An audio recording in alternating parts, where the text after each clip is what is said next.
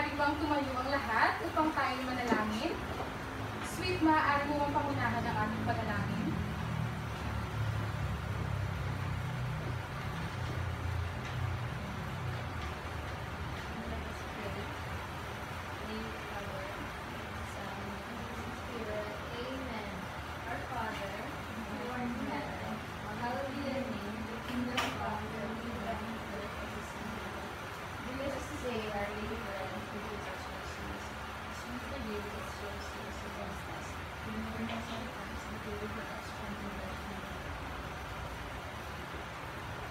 Magandang umaga, grade 5. Magandang umaga po, Binibini Rhea May. Sige, maaari na kayong umupo. Maraming salamat po. Kamusta kayo? Okay lang po. Mainam naman. Ay, sarap pakinggan na mabuti kayo. Ngayon, bago tayo tumungo sa ating talakayan, ay sabihin muna natin kung sino ang lumiban sa klase. Meron ba? Wala po. Mainam naman kung ganon. Ipagpatuloy niyo yan. Ngayon, tumungo naman tayo sa ating pamatayan sa klase. Ano nga ba ang dapat nating tandaan kapag nagsisimula na ang ating talakayan? Yes? Makinig na mabuti sa guro. Very good. Makinig na mabuti sa guro. Ano pa? Huwag maging maingay. Yes. Huwag maging maingay. Meron pa ba? Iwasan ang pagiging malikot. Okay, tama. Iwasan ang pagiging malikot dahil kayo'y maaaring makadistorbo sa guro o sa kapwa ninyo mag-aaral. Ngayon, bago natin alamin ang ating tatalakay ngayong umaga, ating munang balikan kung ano nga ba ang ating napag-aralan noong nakaraang araw. Noong nakaraang araw ay dinalakay natin ang mga pandaigdigang pangyayari sa ating bansa noong panahon ng kolonyalismo Espanyol. Ano-ano nga ba ang mga ito? Una, Ipagtutol sa monopolyo sa tabako. pagtutol sa monopolyo sa tabako. Ikalawa, yes, sweet. Pagtutol sa sapilitang pagbinyag sa Kristyanismo. Pagputol sa sapilitang pagbinyag sa relihiyong Kristyanismo. Ikatlo, yes, lovely. Pagtutol sa bagong patakarang agraryo. Pagtutol sa bagong patakarang agraryo. At ang huli, Kabiyaga, Okupasyon ng British sa Maynila. okay, okupasyon ng British sa Maynila. Ang lahat ng ito ay ang makadamdaming pangyayari sa ating bansa noong panahon ng kolonyalismo Espanyol. Mabuti naman at natatandaan niyo pa ang mga ito. Huwag niyo itong kakalimutan, okay? Ngayon, meron ako dito inihandang gawain para inyong gawin. Hahatiin ko ang klase sa dalawang pangkat. Ito ang magsisilbing ng pangkat at ito naman ay kalawang pangkat. Meron ako ditong larawan na nasa jigsaw puzzle. Ang tanging gagawin nyo lamang ay buuin ng larawan at gumawa ng maikling description sa larawan na inyong mabubuo sa jigsaw puzzle. Naiintindihan niyo ba? Opo. Mainam. Ito para sa pangkat una at ito naman sa pangkat ikalawa. Mayroon lamang kayong 5 minuto bago iulat ang inyong gawain. Maaari na kayong magsimula.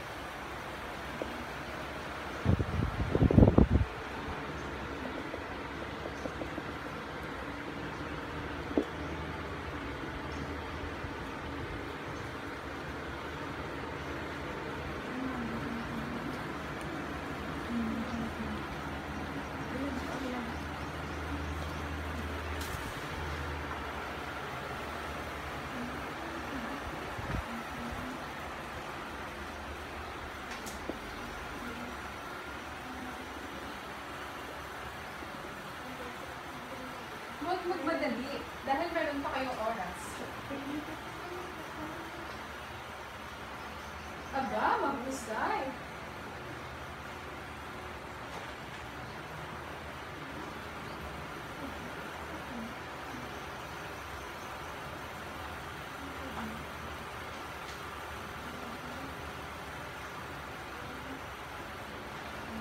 Meron na lamang kayong 3 minuto upang tapusin ang inyong gawain.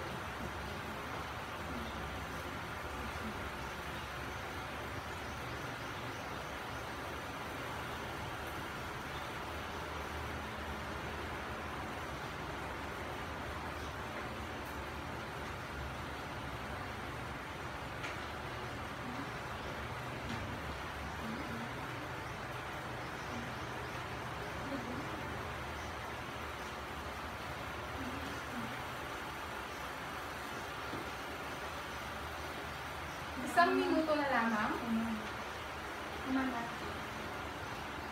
Okay, ang ikalawang pangkat ay tapos na. Hintayin na lamang natin ang unang pangkat.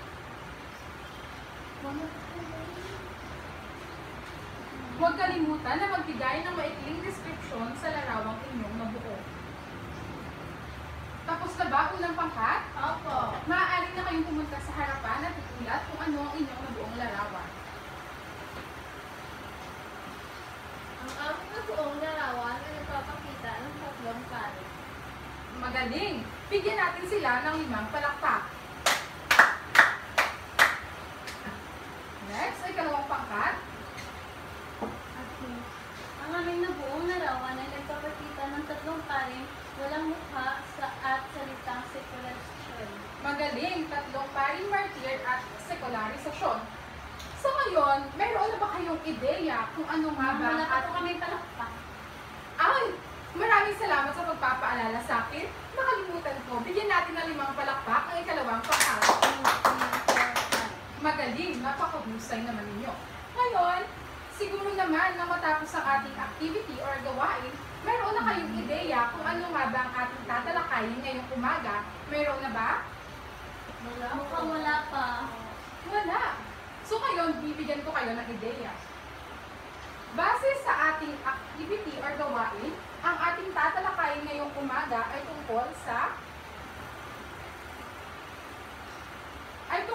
sekularisasyon at ang 3 paring martir. Meron ba kayong ideya or kaalaman kung ano ang sekularisasyon at kung ano ang 3 paring martir? Kung sino-sino sila? Sweet, meron ka bang ideya? Ang aking nakilala sa tatlong paring martir ay mas kilala sila bilang Comborza. Very good, mas kilala sila sa Gomborza. Ngayon, tatalakayin natin kung ano nga ba ang sekularisasyon.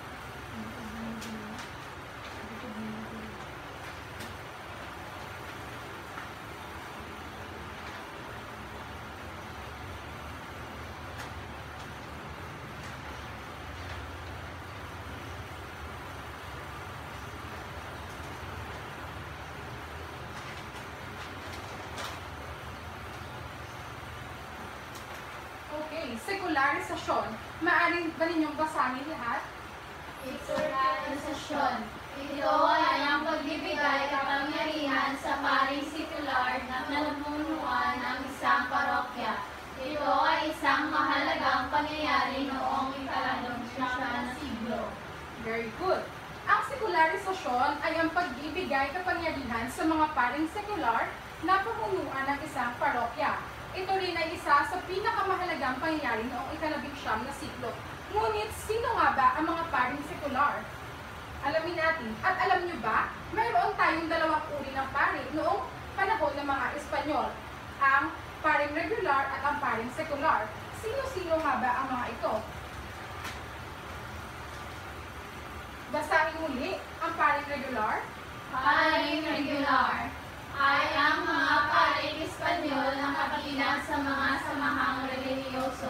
Okay. Ang paring regular, sila yung mga paring Espanyol na kabilang sa mga samahang relihiyoso o sa mga samahang Franciscan, Dominican, Agustinian. Sila yung mga paring Espanyol at sila lamang ang maaaring makabilang sa mga samahang relihiyoso.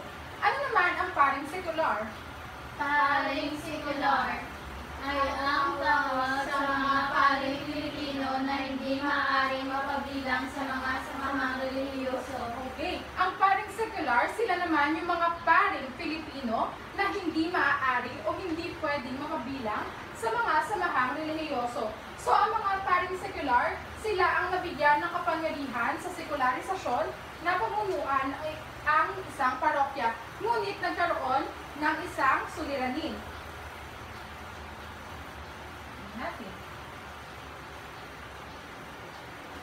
Noong 1872, isang pag-aalsa ang sumiklab sa Cavite na kinabibilangan ng mga sundalong naglilingkod sa isang arsenal dito sa ating bansa sa Pilipinas.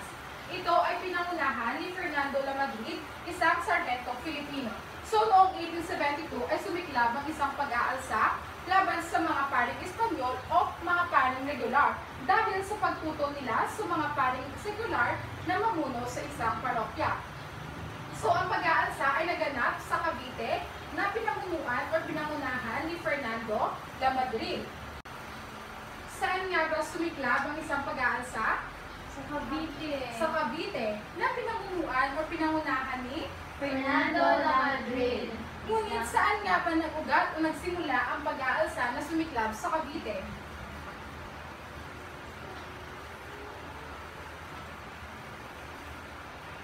Ang pag-aalsa ay sumiklab at nag-ugat mula sa pagtutol sa ng mga paring regular na pamunuan ng mga paring sekular ang mga parokya. Dahil noong panahon ng mga Espanyol, masyadong mataas ang kapangyarihan ng mga paring Espanyol. Kung gaya't hindi nila pinanihintulutan na pamunuan ng mga paring Pilipino ang anumang parokya o maging ang ating pamahalaan o maging ang ating bansa. Ngayon, ngunit hindi din naglaon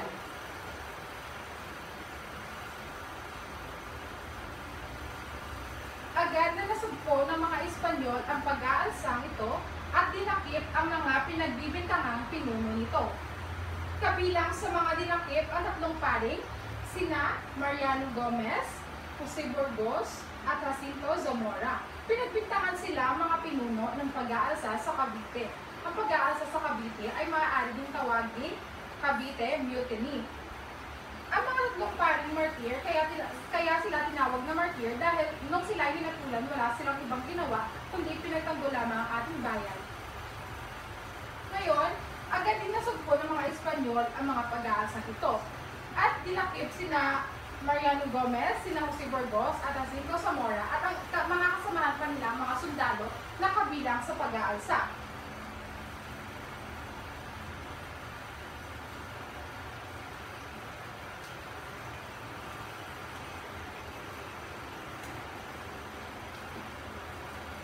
So, ang tatlong paring martir o mas kilala bilang Gomborza ay nilitis at isinakdal ng mga bayarang testigo, kasikal at abogado.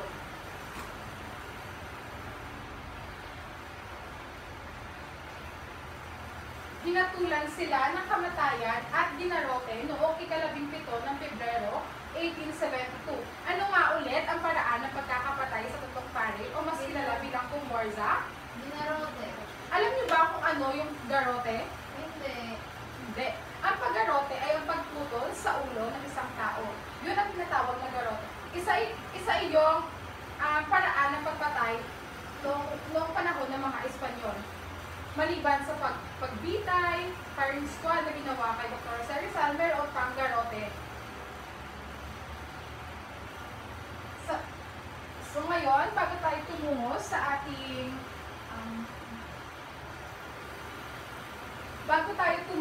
sa ating paglalakad, magkaroon muna tayo ng pangkatang gawain. At muli, ayun na lamang ang inyong pangkat.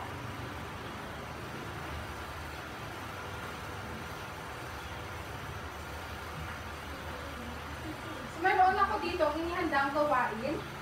Para sa pangkat una, tukuyin ang pagkakaiba ng paring regular sa paring secular at isulat ang sagot sa papel na aking ibibigay sa inyo. Naiintindihan niyo ba? Isulat niyo ang kanilang pagkakaiba dito sa papel na ibibigay ko sa inyo. Dito yung paring regular at yung paring secular. Sa ikalawang pangkat naman, ay sagutan ang mga tanong sa pamamagitan ng word search at ilagay ang sagot sa papel na ibibigay ko din sa inyo. Naiintindihan? Mayroon lamang kayong 8 minuto para tapusin ang inyong gawain. Maaari na kayo magsimula.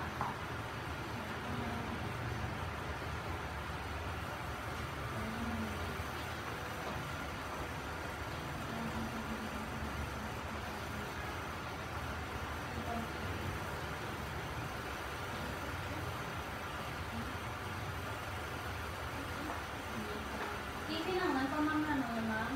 Hindi na, sagutan lamang sa papel na binigay ko sa inyo. Diyan kayo maghahanap ng sagot sa word search.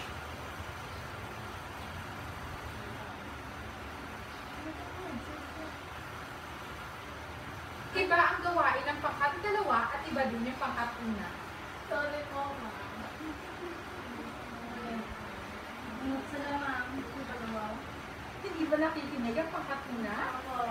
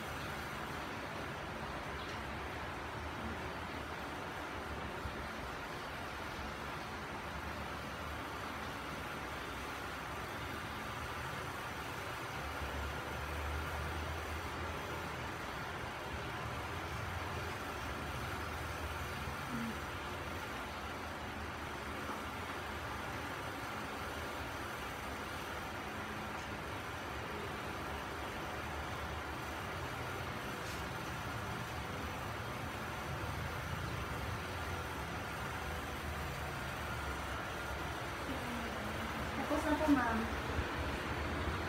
Tapos na ang pangkat una at pangkat kalawa. Opo. Magaling. Ngayon ay ulat nyo ang inyong gawa. Magsimula naman tayo sa ikalawang pangkat. Dahil kanina ay nauna ang unang pangkat. Ikalawang pangkat, maaari ba kayong pumunta sa harapan at ulat ang inyong mga sagot? Basahin muna ang mga tanong.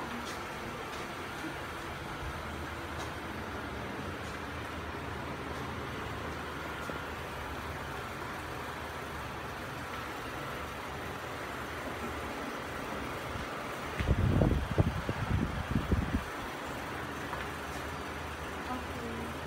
So ito ang ulat ng pangalawang pangkat. Number 1. Ito ay ang pagbibigay karapatan sa isang pari na pamunuan ng parokya. Ang tawag dito ay sekularisasyon. Pangalawa, ang tawag sa isang paring Espanyol. Ang tawag sa isang paring Espanyol ay ang paring regular. Pangatlo, ang tawag sa isang paring Pilipino. Ang tawag sa isang paring Pilipino ay paring secular. Number 4, paraan ng pagpatay sa kumbursa. Ang paraan ng pagpatay sa kumbursa ay ginarote. At ang panglima, lugar kung saan sumiklab ang pag-aalsa noong 1872. Ito ay naganap sa Cavite. Magaling! Ngayon, bigyan natin ng ikalawang pangkat ng 5 palakpak at 5 padyak. 1, 2, 3, 4, 5. 1, 2, 3, 4, 5. Ngayon, tumungo naman tayo sa unang pangkat. Basahin muna ang inyong gawain.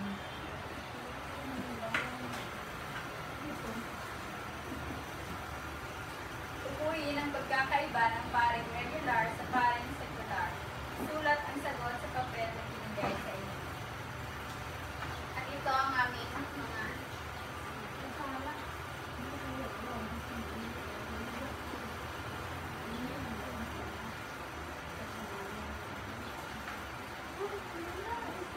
Makinig sa pag-uulat ng unang pangkat. ang pinagsaiba ng paring regular sa paring secular. Ang paring regular ay mga Espanyol, kabilang sila sa mga samahang relihiyoso. Samantalang ang paring secular, ito ay mga paring Pilipino, hindi sila kabilang sa samahang relihiyoso. Magaling. Bigyan din natin sila ng 5 palakpak at 5 padyak. Magsimula.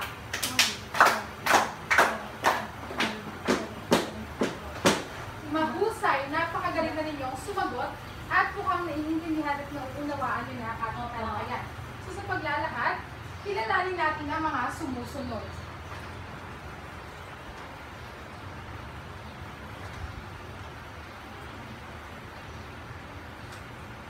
Kilalanin natin ang 3 paring martir na ginarote ng mga Espanyol. Una, Mariano Gomez, kalawa, Jacinto Zamora, Jose Burgos. So sa inyong palagay, dapat ba nating tularan ang 3 paring martir?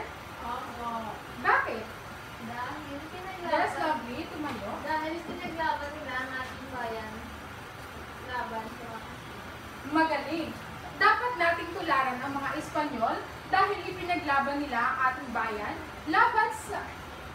Dapat nating tularan ang 3 paring martir dahil ipinagtanggol nila ang ating bayan mula sa kamay ng mga malulupit na Espanyol.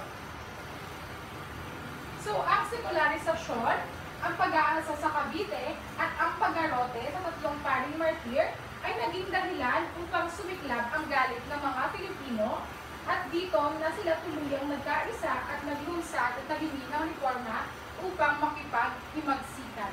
Ilang taon nga tayo sinakop ng mga Espanyol? Alam niyo ba kung ilang taon? 333 years. Okay, sinakop tayo ng mga Espanyol sa loob ng 333 years. Yun lamang ay isang dagdag kaalaman. Ngayon, tumungo na tayo sa ating pagtataya.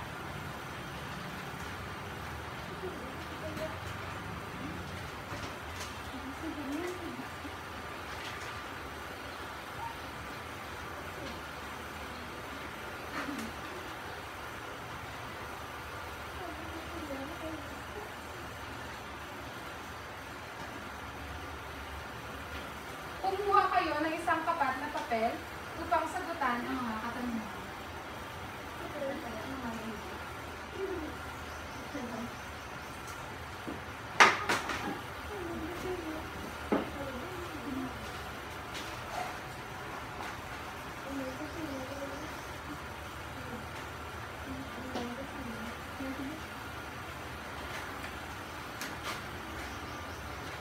Kumuha na kayo ng papel.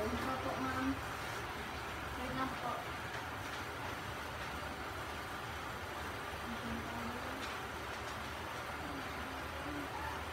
Asan po sasagutan, ma'am? Oo.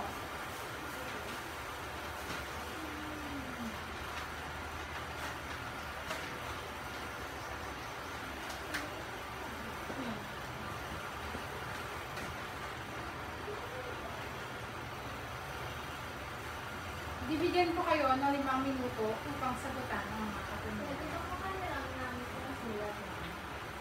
Wala ka bang pansulat? Maaari kang humiram sa iyong klase. Ayun.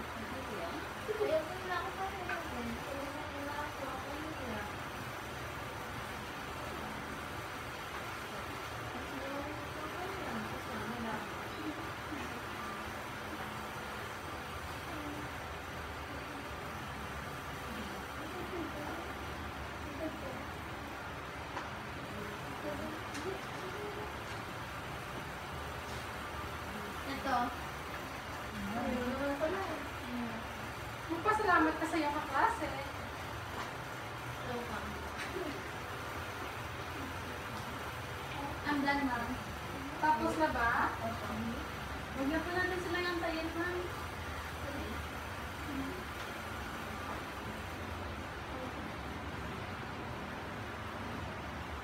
Tapos na ba ang lahat? Opo. Ngayon ay sagutan na natin. Sino makapagsagot sa unang tanong? Yes, Trujillo. Basahin ko po ba, ma'am? Basahin muna bago sagutan. Saan sumiklab ang pag-aalsa noong 1872? Letter B, Cavite. Letter B, Cavite. Tama ba ang sagot niya? Opo. Magaling. Number 2, Masadya. Sino ang namuno sa pag-aalsa noong 1872? Bisan sa pagbabasa ng Letter C, Fernando Lamadrid. Tama ba? Opo. Opo. Okay. Ang namuno sa pag-aalsa noong 1872 na sumiklab sa Cavite ay si Fernando Lamadrid. Ikatlo, Sweet. Ano ang tawag sa mga paring Espanyol na kabilang sa mga samahang religyoso? Letter C, paring regular. Okay, tama? Opo.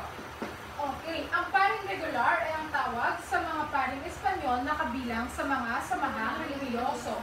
Number 4, Labiaga. Ano ang paraan ng pagpatay ng tatlong paring? Garote. Letter B, Garote. Ang tatlong paring martir ay ginarote ng mga Espanyol. Last, number 5, Rubio. Anong mahalagang pangyayari na naganap noong ika-19 na siglo? Letter C, secularization. Okay, ang isang mahalagang pangyayari na naganap noong ika-19 na siglo ay ang sekularisasyon. Dahil ang 7 Years' War, ito ay ang away sa pagitan ng British at ng France. At hindi ito nangyari sa Pilipinas. Ngayon, alam niyo na ang ating napag-aralan. Muli, ano nga ulit ang nangyari sa Cavite? Isang pag-aalsa na pinamunuan ni Fernando Lamadrid, kasama ang tatlong paring sina Jose Gomez, Gumborza o si Gomez, Burgos at Zamora. Magaling. Ngayon, ay tumungo na tayo sa ating takdang aralin.